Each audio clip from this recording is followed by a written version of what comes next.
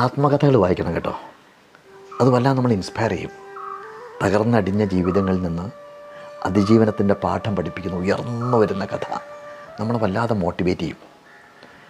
ഒരു പുസ്തകം ഞാനീയിടെ വായിച്ചു, healed, how cancer gave me a new life. Manisha കൊയ്രാളയാണ് ഈ പുസ്തകം എഴുതിയിട്ടുള്ളത്, അതിജീവനത്തിൻ്റെ പുസ്തകം. പ്രശസ്തിയുടെ കൊടുമുടിയിൽ നിൽക്കുമ്പോൾ അണ്ഡാശയ ക്യാൻസർ അവരെ പിടികൂടിയതും മാനസികമായിട്ട് ആകെ തകർന്നടിഞ്ഞതും അതിനെ അതിജീവിച്ചതിന് ശേഷം ജീവിതത്തിൻ്റെ കാഴ്ചപ്പാടുകൾ തന്നെ മാറി മറിഞ്ഞതൊക്കെ ആ പുസ്തകത്തിൽ ഗംഭീരമായിട്ട് പറയുന്നുണ്ട്. എല്ലാ ഞായറാഴ്ചകളിലും മനീഷയോടും അതുപോലെ തന്നെ ഒപ്പമുള്ള രോഗികളോടൊക്കെ വർത്തമാനം പറഞ്ഞിരിക്കുന്ന ആത്മവിശ്വാസം പകർന്നു തരുന്ന ഒരു ഡോക്ടറെക്കുറിച്ച് മനീഷ ഇൻ്റർവ്യൂവിൽ പറയുന്നുണ്ട്. ഡോക്ടർ വിക്കി മക്കാർ. ഒരു ഞായറാഴ്ച തൻ്റെ അരികിലിരിക്കുമ്പോൾ മനീഷ ചോദിച്ചു, മാഡം, എന്തുകൊണ്ടാണ് ഒരു അവധി ദിവസം പോലും ആസ്വദിക്കാതെ